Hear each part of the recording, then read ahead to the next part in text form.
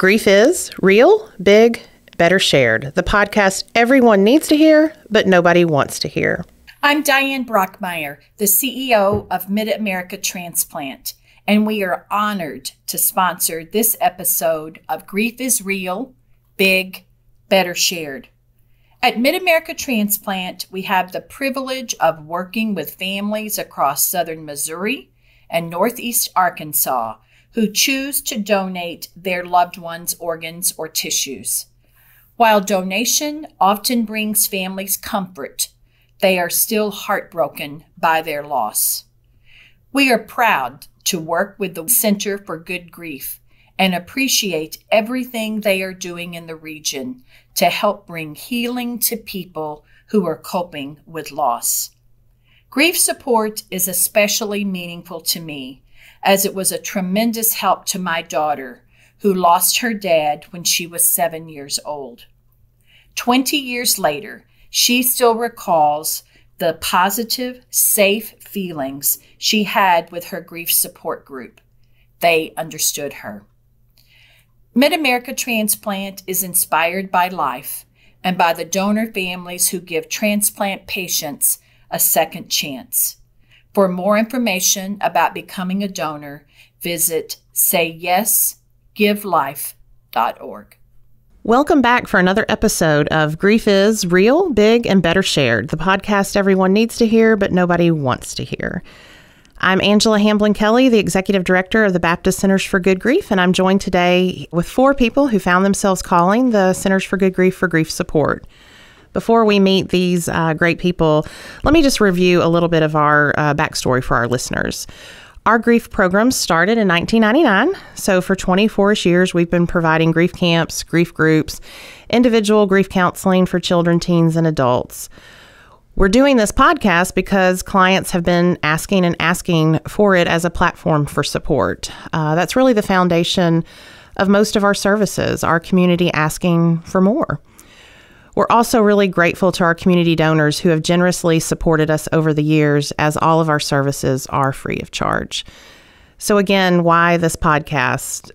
Mainly because grief is the most universal experience there is. Again, this is the podcast everyone needs to hear because grief involves pain and vulnerability, which is also why it's the podcast no one wants to hear. So I sit here today with my guests, but for me, I have 24 years of experience as a grief counselor, but I'm also a griever. So this is the podcast that we hope to honestly look at grief, discuss it from the head and heart place of tug of war, from an evidence-based grief counseling perspective, but also the very real perspective too. So our plan is that our episodes are candid and that we just have honest discussions. So I'm really grateful to be joined here today with these 4 great men to discuss men and grief. I'll be honest, on one hand, I'm kind of frustrated that this is a topic. Why do we need to work so hard to get our world to understand that men, in fact, grieve? But I'm also easily reminded of my own journey here at the Baptist Centers for Good Grief that started with our grief camp in 1999. And the messages that were being given to grieving children then. I can remember working to help boys understand that their feelings were real and that their feelings had value. Also working really hard to help men relearn coping skills, healthy coping skills that allowed for expression. And also helping men find safe places and safe people to express that grief with. So again, I'm just really grateful to be here with you all today and for your time. And I think before we get started, I would love if I could be quiet and if you all could take a moment and introduce yourselves and tell us a little bit about your journey to the Center for Good Grief. I guess I'll get started. I'm Michael Wallace. As you said, Angela, this is the podcast I think a lot of people, in particular for this episode, men, need to hear. But really, it's difficult to share. I lost my wife, LaShawn Wallace, August 18th, 2020, after a brief but brave battle with cancer. It was a 6-week journey that left me in a whirlwind. I mean, it was a hurricane, a tornado, an earthquake, all of those things. And I've experienced living through each one of those natural disasters, and they had nothing on the grief journey initially, and that I experienced. We have two small children, 13-year-old Kevin, 10-year-old Kelly, in addition to some older kids as well. But to go from a family unit, we were on top of a mountain in terms of our happiness and everything that we've grown and the love that we shared as a family, to being a single father with two kids, and a demanding job and older kids to keep managing and all of those kind of things. It's something that definitely shook me to my core. But I'm lifted and all of those things encouraged by the love and the legacy that LaShawn left behind, and that's gotten me through that, and my love and embrace from the Grief Center and everything that you guys have done as well. Thank you, Michael. And I do want to point out to our listeners, if they recognize your voice again, that Michael is back. He hasn't quite said yes to be my co-host, but we are just so grateful, Michael, for your time and for your stories. And thank you. And really, just your love for LaShawn. I do have to just tell you, I can always feel that love when you talk about her. So thank you so much for sharing. Thank you. I'll go next. My name is Jonathan Reeves, and what brought me to the NEA Baptist Center for Good Grief is the loss of my mother. In October of 2020, she had passed, and I don't really think that it was one of those things that it was really all that unexpected, but the way that it happened was pretty rough. And kind of a little bit of the backstory is that my mother had some issues that she was going through with agoraphobia and some other issues that were going on, and she also had some health issues that were taking place, and it seemed like all these things kind of merged into one. And this would have been in the 80s, in like the late 80s, and I was a teenager at that point, and I will tell you that I did not understand what was going on with my mother. I really didn't. I was a lot closer to Dad, just to be honest, and I hate to say this, I thought Mom was crazy, and I thought some of those things were going on. It wasn't until I got older that I started understanding some of those things. But by the time that I got older, Mom was getting sicker. And part of it was, well, a majority of it was because of diabetes and those complications that were there. And so she was having diabetic neuropathy. She was having all sorts of issues. She had infections, and then her kidneys were about to fail.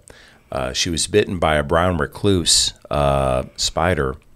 And when that happened, her kidneys had failed, and there were a whole bunch of other issues. And so she started being seen at NEA Baptist and that. And before they moved to Mountain Home, my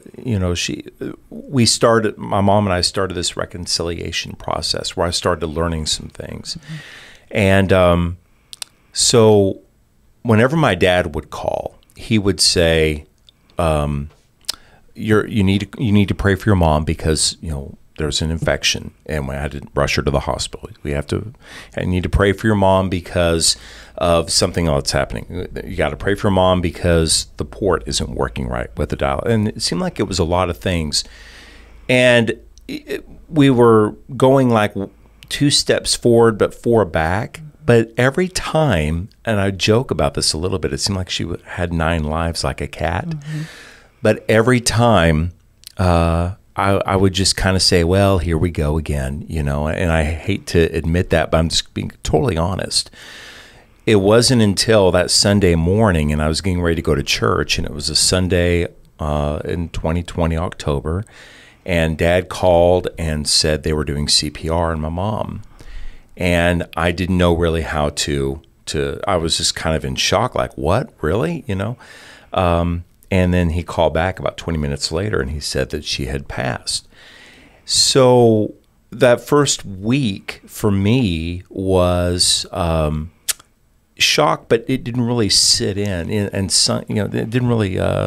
It wasn't until later, and at first it was just you felt like you were dropped in the middle of a forest, right? And that no one had given you a GPS, no one had given you anything to kind of get out. It was a brain fog thing and all that. But the one thing I really felt was guilt. was guilt of me remembering how I was and how I had treated Mom. Sure. Even though we had patched a lot of things up, it was still that, and then just wanting my cheerleader back, because your mom is your cheerleader, yes. And that was one of the things that, so for me, that's what brought me to the Centers for Good Grief. It was my church who had recommended the Centers for Good Grief, and now when I hear of friends and others that are going through losses, I recommend them to the Centers for Good Grief as well, because they have served so well. Thank you, and thank you for sharing and just that honesty and that realness. I really do appreciate you being here with us today. Thank you. I'm Fraser Gieselman, and my background as it ties to the Grief Center is I've got 3 daughters, and I'm married to my wife, Dana. My middle daughter is Milla, and my youngest daughter is Elle, and they've both passed away. Milla was 6 and passed away in 2016, and Elle was 7 and passed away in 2019. My oldest daughter is 13 next week, and they had a neurodegenerative brain disorder that was a genetic disease that looked a lot like Parkinson's or Alzheimer's maybe. So it was a pretty ugly journey. It took us about a year and a half to find out what was going on with Milla when it started in 2013. And as soon as we got the diagnosis, a person at work was like, you need to talk to this grief center. They know what they're doing. So I have been tied in. Our whole family started going early, like right then, before the girls passed away. Learned a lot about anticipatory grief and grief. And it's 2022, and I'm still meeting with Angela. We do our check-ins, and Ann Carlisle is still very active with her counselor, Lauren, at Milla's house. And Dana has check-ins probably less often, but she's a regular. So that's our connection. Thank you, Fraser. And certainly, I just have to say, having known your family for so long and actually having the privilege and the honor to also know Milla and Elle, I really appreciate you being here and sharing them and what your family has done, even with our Midtown Grief Center, named in Milla's honor, and just helping us continue to spread the work that we do. We are so grateful for you and just honored to be able to share in the legacy of Milla and Elle's lives as well. Thank you. It's an honor for us too. It means a lot. I'm Pierce. What brought me to the Grief Center was the death of my oldest child, my son, at 26. Kind of a backstory to that is about when he was about 15 years old, things started to go off the rails with him behaviorally and started a very long journey. It actually, just to show the power of denial, it took about 9 years to realize we were dealing with active addiction. And when we moved back here to this area, shortly after he cut us off, and we had no contact for about 2 years. And the July before he passed away, he reconnected with us, and we were able to at least start a really some sort of relationship and communication. He was still in active addiction, so we still had a lot of those issues to deal with as well.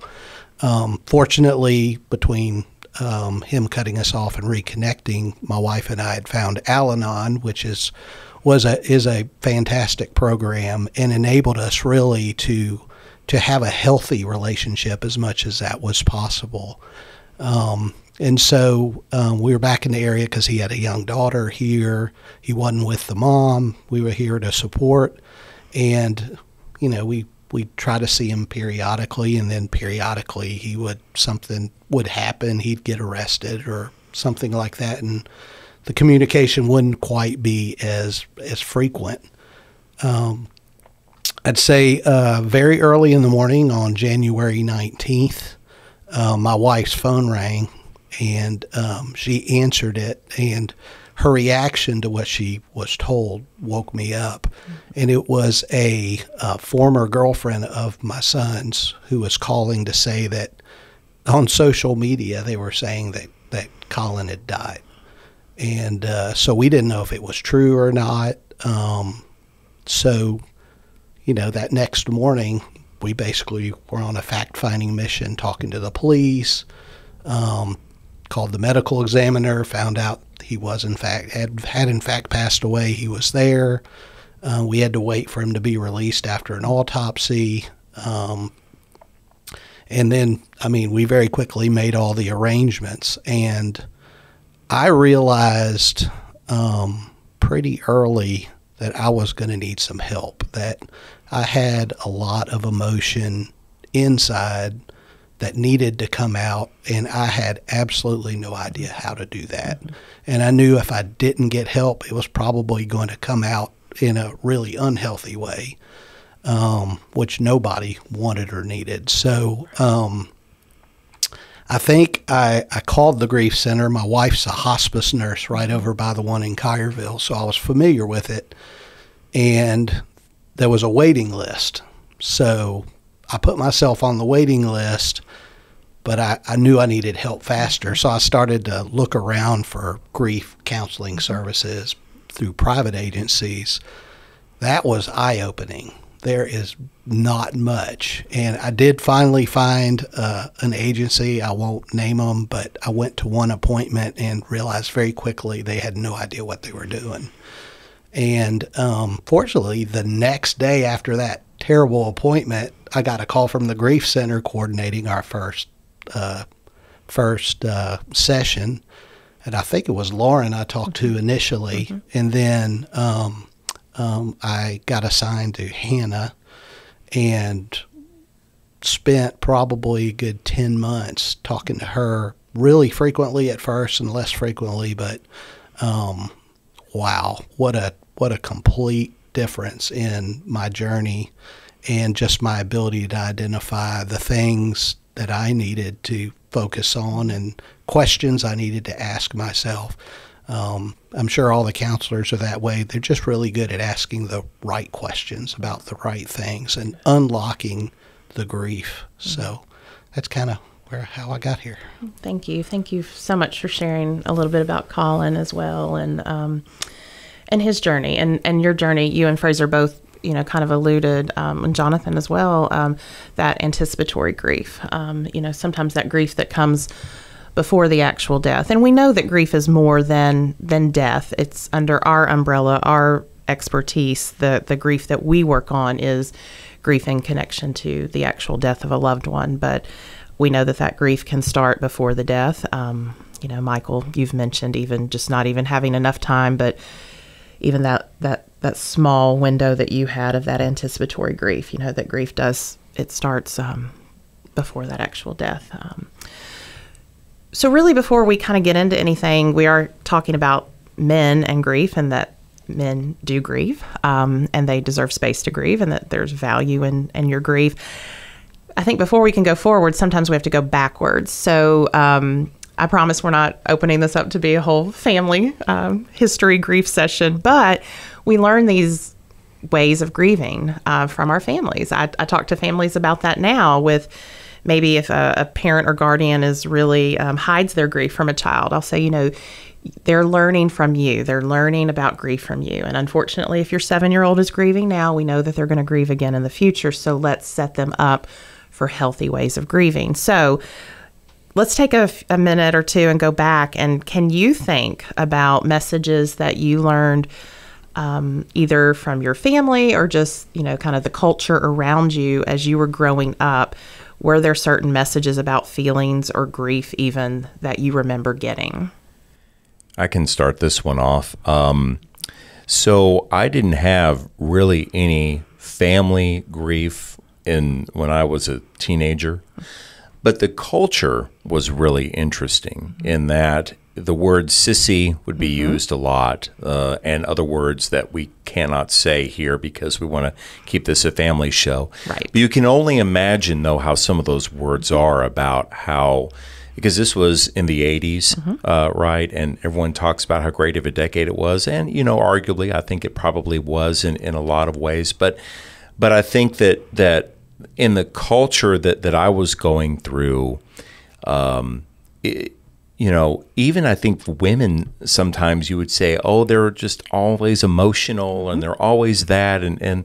But you can't even imagine that a man would cry. Right. You couldn't even imagine that a man would feel, that. It was always, you got to be a man. Well, how do you define that? Well, you got to suck it up. You've got to, you can't say that you cry. You can't say those things. Now, this didn't come from my dad or my mom. I want to make that clear. It was the friend group. It was the school group and those things you kind of hang around. And so the messages about that, I mean, no one talked about death, even though we did have some death of some of our classmates in school, and no one wanted to talk about it. So being a young man trying to figure this stuff out, and then I get older, and in the job that I do, I get a chance to interview people, and you hear about how it is so devastating today because you have a lot of men who may not know, one, where to turn, or that it's okay for them to be able to turn. And that was one of the things of me trying to be able to process all of this. And I want to give a shout out to my counselor, Miss Rachel, who was a huge help to me. And just to kind of talk about a little bit about what I felt like I was feeling, I didn't feel like after I lost my mom that I was myself, right? I didn't feel like that. And I kept saying to Miss Rachel, I don't know what is wrong with me. I just don't know what's going on. How come I'm not like how I was? And I'll never forget the way that she responded to that. She said, that's the wrong question to ask. The better question to ask is, what happened to you? What happened to you? And you have had a significant loss. And you're also trying to deal with all of these other emotions of things that, trying to, wish you could go back in your younger self and talk to your younger self and say, you need to really appreciate your mother because one of these days she's not going to be here, right? My perspective totally changed. But, when you're a kid, sometimes you can be a jerk, right? So it's kind of a long answer, and I'm sorry about that. But that was just kind of the culture I remember is that, guys don't cry. Guys don't show their emotion. You have to suck it up. And if you did cry, there was something wrong with you. You're a sissy. You're a wimp. You're the other words we can't talk about here on this podcast. Right. So that was a huge problem. And I'm afraid that there's a lot of people who still may feel that way today, and they may not even mean to do it. I think it's just kind of ingrained in the society that men shouldn't seek help, and that nothing's further from the truth. No, I thought that was a great answer, and you really brought up some other things too, that it's not always just our family, because as we become teenagers and things, we really look to our peer group to help shape and form our identity. So it could certainly be messages that we get from our peers, just from the culture as a whole as well. Yeah, I'll jump in. Really, the two messages that I kind of identified as influencing was like when negative things happen, it's okay to be sad about them, but there's a deadline to that. Yeah. And that after, after 30 days or whatever arbitrary number, it's like, okay, now you need to move on and get over it. Right. I actually experienced some of that right after the death of my mom. I don't mean to interrupt. I'm sorry, but I just had to say that. It was like, okay, it's been a week since your mom died. Why can't you just get on with it? And no, it doesn't work that way. I'm sorry, go ahead. No, that's okay. Yeah. The other thing is kind of a play on the I guess a traditional male role, is that I really felt like it was my job to make sure everybody else was okay and everybody else was doing well, and that I didn't burden anybody with my negative emotion. And That's even something I still have a hard time with is, when I get hit with that unexpected wave of grief, I'm better, but I still, a lot of times, the thought pattern is, oh, I feel really bad, but I don't want my wife to feel bad. I don't want my kids to feel, I don't want them to feel sorry. I don't want them to think I'm not here for them or that I'm less than what they need. And that was one of the things the Grief Center, Hannah did a really good job at helping me unpack was it's okay if you're sad to tell people you're sad. And that's still a work in process, but fortunately a work in process. Those are really great points to bring up. The time frame. First of all, our culture does that. Most places, not all places, but most places will give you 3 days of bereavement leave, and that's if it's a significant relationship that is identified for you. But 3 days, and then like you said, and Jonathan, I'm glad you spoke up because sometimes too people will put expectations on that based on who died. Like maybe we might give more time, or we might be a little bit more patient maybe with somebody who's had a spouse or a child die. But if it was your parent, I mean, that's supposed to happen. That's an expected. So all these things, messages that people will put on, especially in terms of timing and expectations. Yeah, and one of the things that I think I've observed from people who want to put a time frame, it's really not about concern for you. It's that they're really uncomfortable with you being sad and you being unhappy, and it's like they just want that to end. So it's like, okay, you've been sad for a while, you've grieved, nothing you can do about it. Let's move on with life now. And the unspoken is, so I don't have to worry about you or be sad for you. Amen. I can say to that. I had a client ask me once, I think people think they can catch this from me. And that's almost what it feels like, because especially when people are trying to make you better. And again, I'm a believer that comes from usually a genuine place of it hurts to see people hurt. But I kind of use this metaphor a lot of these are my shoes, and you have to let me wear my shoes, and you have to let me have this time to do this. You can't do it for me. You can't force me to wear your shoes, that kind of a thing.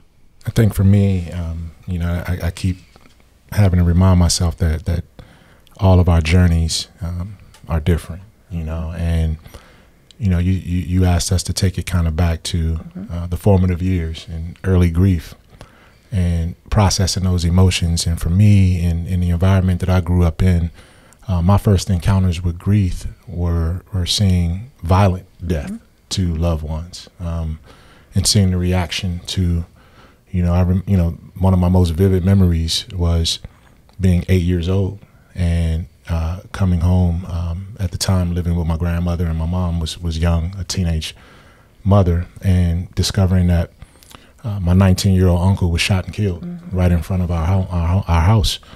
And, gambling debt gone bad, and to see my grandmother's reaction, I had never seen her experience so much pain, and it was shrieking, and authorities and police had to basically restrain her and hold her.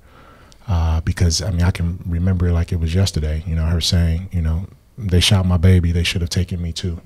And when I heard my grandmother react like that, it really did something to me as an 8-year-old. Sure. And it made me feel like whatever I have to do, I'm gonna get out of this place, number one. And number two, I'm never gonna do anything to have my grandmother say that about me.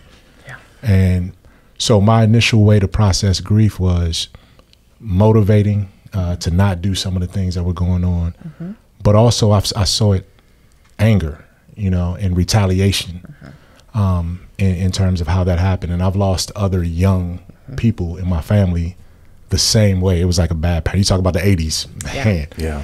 That was a bad pattern. So having that detachment emotionally, and then also there was numbness, and then there was anger. And I didn't know that there were any other way to process grief, from that standpoint. I didn't really encounter natural death, older people dying from illnesses and those kind of things until I was almost an adult. But I would say from 8 years old all the way up to 18 it seemed like every other death was, a teammate of mine in high school dying in a car accident, and having to process things like that. It was more anger and, wow, this could have been me. So now I think I look at it, having lost grandparents and obviously the closeness of losing my life partner for 24 years and my wife. You kind of process it a little bit differently, and you see the bigger scope of what their life meant, more so than the anger. There's sadness, there's loss and all of those kind of things. But, more so than anything, I share in your sentiment. That's why I was nodding my head. As a man, I've had to take on and make sure everyone else was okay. And I set my grief in this compartment over here. And I'll go to that closet and open it, when I needed it and that kind of thing. And that's something that as men, we kind of have to get away from. But I knew early on that I needed help and to develop those tools, which is why the center has been so great. And sometimes you got to recognize your blind spots as early as possible, and try to navigate through from there.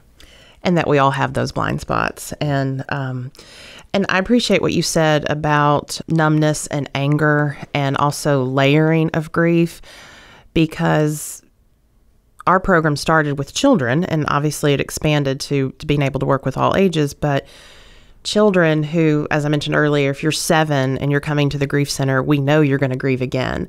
And especially if you're coming and you're 7 and it's a violent death and maybe you've witnessed it, and we're working on that, and the next week there's another violent death in your community. And we have to be honest. I mean, we have a lot of violence in our community, and this layering of grief, if children are not, if they don't learn healthy coping and ways of expression, and that numbness and anger sets in, and it really almost robs them of their childhood. It robs them of even remembering that joy is something that exists. And it's when we see people staying in those lands of numbness and anger that it gets really dangerous. That's where we know we're going to cope. We're all going to cope one way or the other, but how are we going to cope? And it sounds like you used grief as a motivator, which sometimes that doesn't get talked about, that grief can sometimes be motivating. It's debilitating,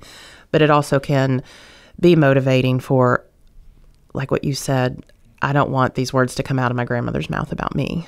I take that to heart very much when we are working with our children now, especially our boys. That's why this episode was so important to me, is helping learn, because, and I don't mean to be so stereotypical with gender here, but a lot of times numbness and anger is where I see some of our younger male clients where they present, and helping them learn there's other ways or how to even begin to express that, because anger is real and anger needs motion, but we can't just haul off and hit people, right? But what can we do? I mean, at our Collierville Center, we built a room that's a padded room where you can haul off and hit it, because we need to know that we can hit, but who can we hit, and that we can't just hit anyone because of things that maybe we don't agree they say. Anyway, moving on. I'll come back to the history thing, but piggybacking off of what you just said, which let's revisit, but the room and hitting things is great. Burning patio furniture is pretty effective as well. I burned an entire patio set, and part of my journey when Milla passed away, and then when Elle passed away, I had a buddy come over with a pickup truck full of furniture he picked up on the way from his neighborhood off the side of the road, and we had another burn behind fire with some buddies. And I think what I wanted to touch on was lament is something I think is a big piece for men, especially. Seems to be an effective tool. But as far as growing up, and just answering that, I had a grandmother pass away around the time I was in 7th-ish grade, and that was as close as I'd ever come, and really nothing else. I mean, I may have heard of somebody passing away and didn't go to funerals or funeral homes, and even that one event was kind of out there, and so it was not on the radar. I mean, to say it was not on the radar, and I had an uncle pass away when I was in college, and a nephew a year after that. I mean, a nephew, a cousin. Anyways, and so a couple of distant touches with death, but nothing at all personal. And so, and in some ways that's good, but then what's coming, and that's just a lot of. I needed a lot of help. lament is something that you and I have spent a lot of time talking about. Is there anything else about lament that you wanted to say, or how that even still resonates with you? Or? Well, I don't think it's something we practice or talk about or do, is in addition to just in general not dealing with grief. And I think we want to just plug on and keep going. Like I love you saying, you were saying you put it over to the side and I'll go deal with that later. I've got to take care of some stuff, the people around me. I've got to be the man. And I think there's a lot of that goes on. Lament, I think, is something that it's a natural expression that we don't exercise. And I think it's a sitting still in what's going on. And it's just letting it sit. And I like to think of it, a big pile of trash in the middle of the table and just letting it sit. I think it can be an expression, a physical expression, like I'm going to destroy something or whatever. Mm-hmm. And I think that's part of it. And I think you have to move through it. And I definitely think it comes in waves. And I think as the waves come, there's times to come back and lament and think through and acknowledge. I think we have examples in Scripture of what it looks like to lament and what that can be. But I also think it's societal as well, not American culture, because I don't think we've practiced it. But I think there are places you can study. And I think it's an incredibly important piece of dealing with things that don't go the way we expect them to go or want them to go. Absolutely. Sometimes I'll approach lament with folks about talking about we have to befriend our grief. So like that big pile of trash you said in the middle of the table, like we have to let it sit there, and then we also have to like become friends with it. And who wants to become friends with that? We didn't ask for this. We didn't want this, but it's here. And you can't just dive in and become friends with it immediately. It takes time. It takes peeling back the layers. And so I like how you said about revisiting it as well. We're going to pause right here, and we're going to continue this conversation in our next episode. Grief does heal. Let me say that again. Grief does heal. I say that every episode because grief does heal. However, it demands attention and care, as we've learned here today. Grief also needs support and patience that we've heard here today.